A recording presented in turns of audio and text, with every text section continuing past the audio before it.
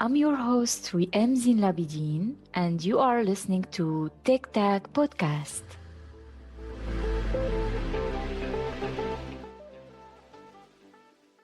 Hi, my name is Ammar. I'm working as a product owner and I would be sharing my journey in this podcast. First of all, I would like to say thanks to my host, William, for inviting me on her podcast, and I'm looking forward to it. Hi, Ammar. I'm very happy to have you. Finally, we made it. Yes. After a long time, yeah. Yeah. Scheduling differences, and then eventually we made it. Yes. Welcome to the podcast and tell us more about you. What are your hobbies? So the audience will get to know you more. And then we Mhm. start talking about your journey. Sure. So I have different types of hobbies. I love traveling, so most of the time I just travel a lot. Whenever I get a chance, there's some sort of holiday or even like which we call in Germany Brückentag. So like a extra day, you can take a long weekend. I just start traveling. So that's one of the main hobby I have. Besides that, I do a different thing. I like playing badminton. I like playing, not anymore, but I used to play football. So now I just love watching it. Also, yeah, sometimes I also do some different type of stuff. I love cooking. So that's since I moved to Germany, it become one of my hobby as well. So I love trying to cook some new recipes or sure. So yeah, And you are originally from? I'm originally from Pakistan. Moved here in Germany 6 years ago, and I recently become German as well. So I can say I'm from Germany. Congratulations. Thank you. Nice. So, when did tech or product first get on your radar? Was there a specific moment, project, or someone sparked that interest? So actually, my journey started from my bachelor time because, like, I was always participated in different types of management event back in the university days in Pakistan. So I got involved in these different IT related or like speed coding, troubleshooting electronics events we organized, and I was involved in those management type, and I was like, I think I'm pretty good at this in managing and talking to, because like one of the skills that a product manager or product owner or people who work in this area, they must have to have is like a good communication skills, and they have to have like some kind of confidence level, because if you are introvert and if you cannot face the crowd, it's pretty difficult. So I think that's one of the spark that I got. And after that, when I was studying in the university in Germany, I had one of the course. So back in the days, I didn't have any course, but in university in Germany, I had one of the course about this product owner, product management, how day-to-day life looks like as person who will be involved in this position. And that's something really, surprised me. It really created interest in me, and I was like, okay, I want to try to go in that direction. And eventually I landed my first job in that area, and I started as a business analyst. Mhm. And then I transitioned into a product owner, and now I'm working as a product owner. So, you started in the professional life as a working student, and then there is a transition there, or? No, actually, it was a different situation because when I was working as a working student, I was still working typical programming job Mhm. that I used to had, and not like this product management stuff. But when I graduated, I only applied for the job related to management area and not the programming thing. And that's why I think like now this area is even more for me instead of programming. So what I understand also that when you moved to study in Germany, it was like related to computers. Yes. So in Pakistan, I studied electronics engineering, Mm-hmm. and in Germany, I studied my master in embedded system design, heavily involved with hardware, software. So I studied that, and yeah, it has nothing to do with the product management Mm-hmm. typical degree I had, but still I had interest because I think nowadays in tech area you must have to have this type of technical knowledge, and you cannot like have only product management degree and you're blind with other technical areas. So if you are working in that specific area as a product owner or product manager, you must have to have that technicalities and technical understanding. Yeah. When you got your first job, how was it? Because I think many people struggle to find their first job. Mhm. How did you go through the process? Actually, I was a bit lucky. I got my job, I guess, like weeks after my graduation. So I was still waiting for my degrees to arrive. So meanwhile, I am having an interviews, and fortunately, I got my first job very quickly before even got my degree. Before even I had my graduation ceremony, I had my job. I was started working already. So it was a very smooth for me to find a job, and it was the kind of a job that I really liked it from the beginning. The kind of working environment I work with and the project I was involved in, quite very fascinating for me. Oh, that's really cool. During that time, like, do you recall some obstacles or challenges in the very beginning? Yeah, for sure. I mean, every job has some kind of difficulties at the beginning because, like a new culture, working culture, most importantly, new environment, you're working with different type of people. You don't know what type of team, if it's international, just local, or like it's a hybrid team. So, of course, this kind of challenges come. And of course, it was my first ever job. So, I come directly from the academia, don't even have like a working experience. And at the beginning it was a bit challenging, but I think I was working with one of the best people I've worked with so far, Mhm. and they really helped me understanding things, really helped me how to navigate things, and I think it really helped me learn a lot. And now I think I can say, like, yeah, if I have to teach someone coming out of university, so I know, like, from my own experience how the people taught me or helped me, I can do the same. Yeah, I think, yeah, it's very important to have people who welcome newcomers and also be like mentors or, yeah, onboard others. And you mentioned it's in the same company you did this transition to product owner. Yes. Was it like an offer or did you ask for it? No, it was not an offer, or neither I asked for it. It was just like the team switch in like that, a team divide because they are growing the team and they want to split team in different projects. So they need an extra person. So I was part of one of the team as a business analyst where I just doing different stuff, and then I, let's say, like in a baby step way, got assigned as a product owner role as well for another team. And then suddenly after some time I become just a product owner. I only had that role and not other role at all. So it was just like, step by step transition to me. It was not required by the company, or nor it was like I requested. It's just like happened with the team situation. And also because I think like in this Scrum or Kanban process role, I think the product owner and business analyst, they work very close to each other. They're almost like next to each other. So I Mhm. think because of that, it was an easy transition for me to switch the roles, and that's why they assigned me that role. I see. And it seems that the responsibilities, there are something in common with the responsibility of business analyst and product owner. Can you share with us to have like an idea about these roles? Mhm. It mostly related to the company culture and how they define that role, and it's very with company to company. What I have experienced in both of roles, when I was working as a business analyst, I was just working closely with the different teams, translating different requirements. I was working with the product owners, two different, and then I was collaborating with them, and also the different team structure and team requirements. I was just translating them, helping them how to writing different technical requirements into user stories and things like that. But when I was working as a product owner, then my responsibilities were completely different.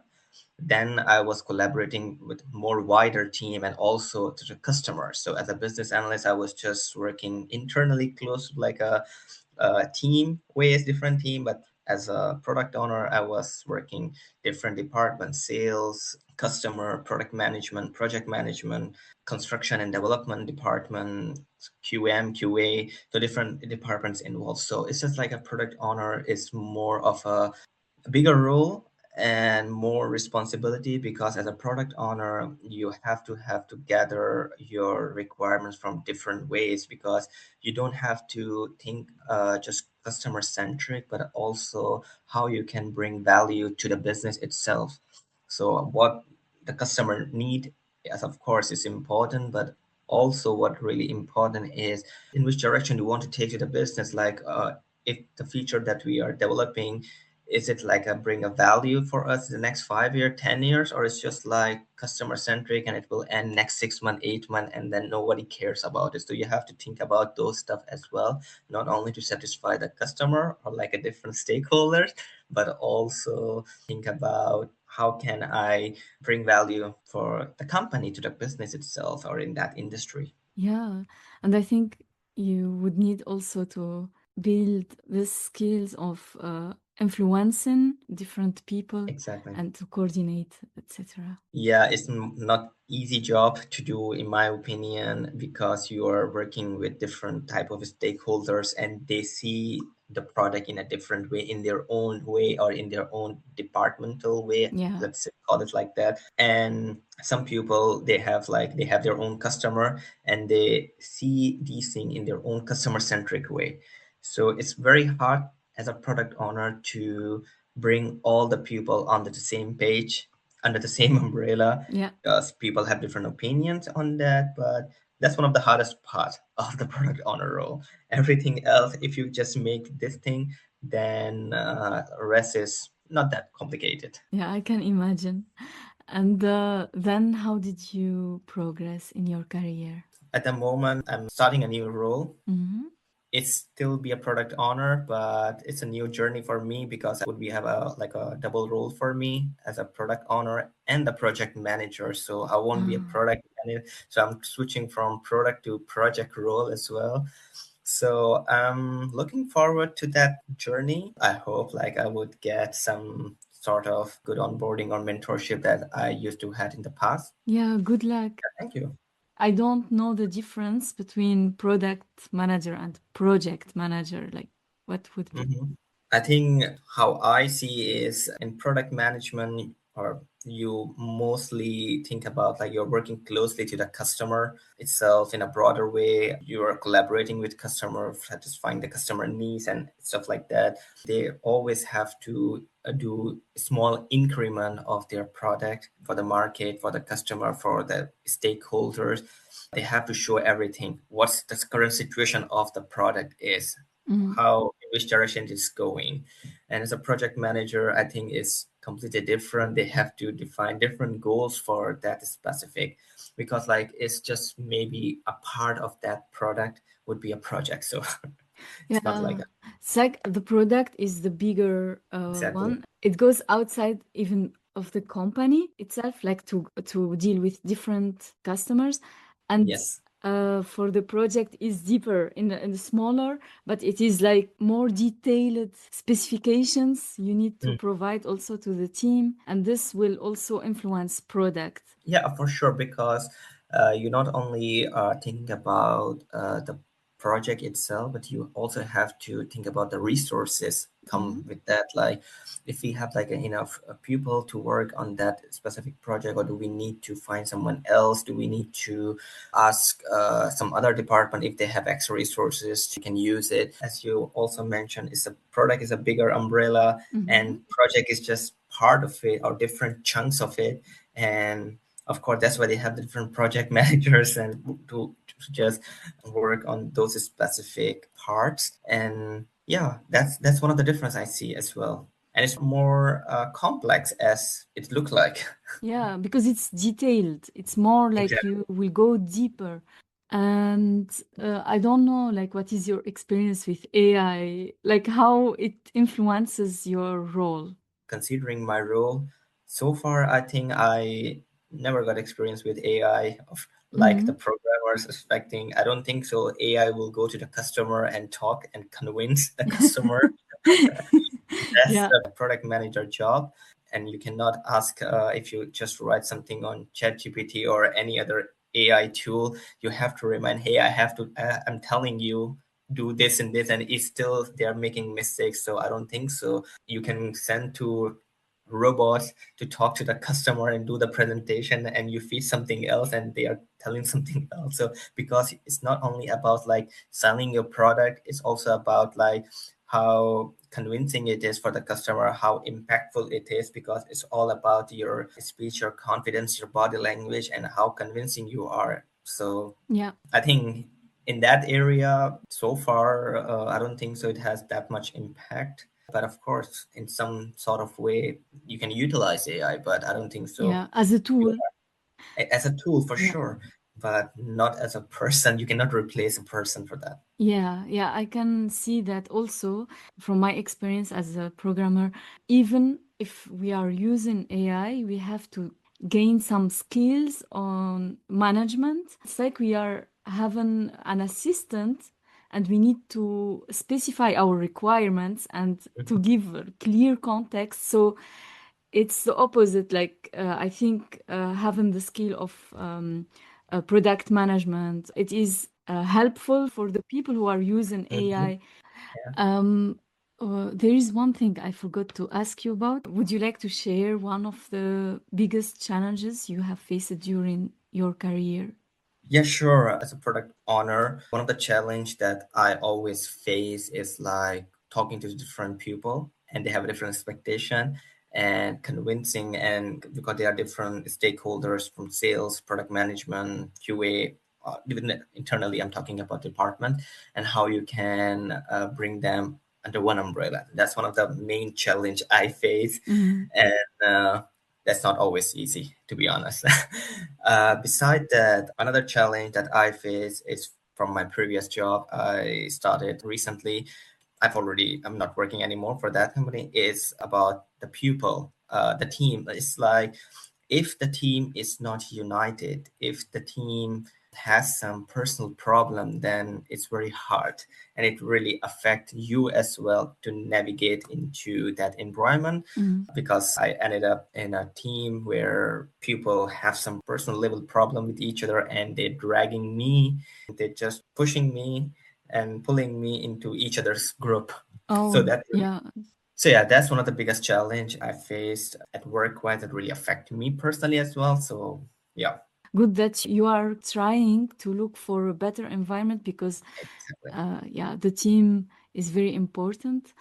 Exactly. Yeah. I mean, it's all about like you are spending your time mostly with those people than your family or your friends. So Yeah. if you are not happy in that working environment, and if you just come back home and you're just stressing about the whole situation, what you experience or what you see, it really affects you as well. So it's better to have such environment or team where you enjoy yourself, enjoy with the Yeah. people, having a good time. And when you are having this, all of these, then you also kind of more productive as well. You're happy at work as well. Yeah, that's true. And that's why like it's good to put effort on the company's culture. Like sometimes they do this team building and try Exactly. to connect people with each others. Mhm. Yeah. And your job is also you can work remotely, right? Yes, actually, I can work remotely, but like sometimes you have to be in person because you have some in-person meeting. But most of the time, I work like remotely. Cool. I think we are ready to move to the last part. Sure. What advice would you give to the audience? I think one of the advice that I would like to give to the audience is like just don't follow blindly the people experiences. Like, okay, if someone is successful in as a product owner or product manager, so I can go into that direction as well. What's important for working for that role is know your domain. Like, for example, I'm electronics engineer, did masters in embedded systems. So my area is engineering. So I want to go into that area to use my management skills there. I have an experience as a product owner for sure, but I don't think I would feel more comfortable or like more confidence working in a fintech Mhm. area doing product management because that's not my area. So I think if a person know its domain, it's much easier to onboard and understand everything, understand the system. So that's one of the advice I would like to give. Another thing that I would like to say is like being proactive, because this job is all about how proactive you are. It's not about you're just talking to the people. It's all about how proactive you are and how good listener you are, because sometimes you get requirements not on emails or on paper. You just got requirement talking to a 2 3 people, and they just have some thoughts about it, and that's how you get it. Yeah. Yeah, that's valuable advices. Thank you so much for your time and for accepting the invitation. I'm very happy to have you. Thank you so much as well for inviting me and listening to my journey and sharing my journey to your audience. It was a pleasure. Thank you. Have a nice day. Thank you. Have a nice day too. Bye. Bye. I'm looking forward to our next episode with a new guest and new inspiring story. Until then, stay safe and stay tuned to our next episode. Tic Tac, tackle the inspiration.